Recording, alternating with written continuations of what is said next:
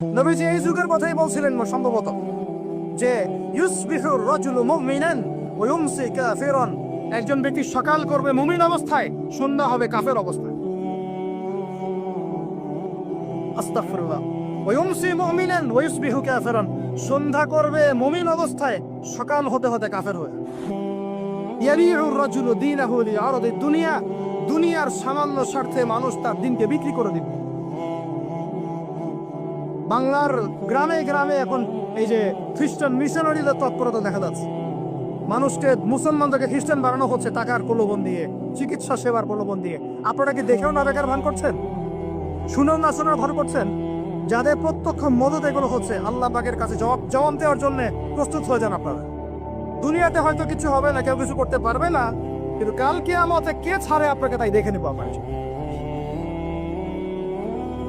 বিশ্বাস করেন, ওমর রাদিয়াল্লাহু আনহু বলছেন, যে কোরআন হাতে নিয়ে বলছি আমি, ওমর ইবনে খাত্তাব রাদিয়াল্লাহু আনহু একদিন তার উটের ময়লা পরিষ্কার করছেন, যখন তিনি অর্ধেক বিশ্বের খলিফা উটের ময়লা পরিষ্কার করছেন। আলী ইবনে আবি তালেব এসে বলছেন, ইয়া আমিরুল মুমিনিন, আপনি আপনার পরবর্তী খলিফাদের উপরে কত কঠিন বোঝা চাপাই দিচ্ছেন।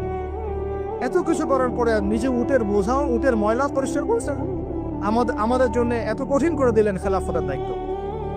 তখন ওমর ইবনে খাত্তাব বলছেন, এই কথাটা শোন। তিনি বলছেন যে যে আমাকে উচ্চ প্রশংসায় ভাসিও না, ইয়া আবুল হাসান। আবুল হাসান হচ্ছে আলী রাদিয়াল্লাহু আনহুর নাম। হে আলী, আমাকে উচ্চ প্রশংসায় ভাসিও না।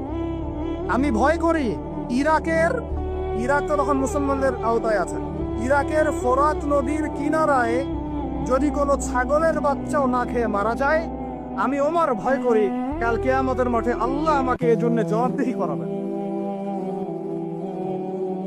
কি বুঝলেন? ওই যুগ আর এই যুগ লা ইস্তামিআন, এটা কখনো একসাথে মিলবে না। এগুলো জাদুঘরে চলে গেছে এখন।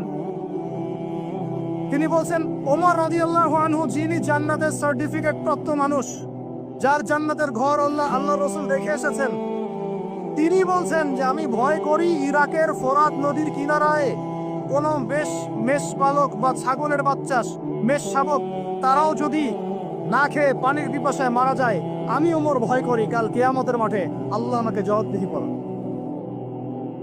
আর কিছু বলতে হবে আপনাদেরকে? বাস, যার মধ্যে নফসের মধ্যে নূর আছে, তার জন্য উপদেশ যথেষ্ট।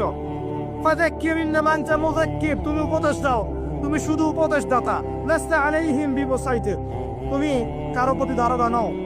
ফাযাক্কির ইন্নাফাআতি যিকরা, যদি উপদেশ কাজে আসে উপদেশ দিয়ে যাও।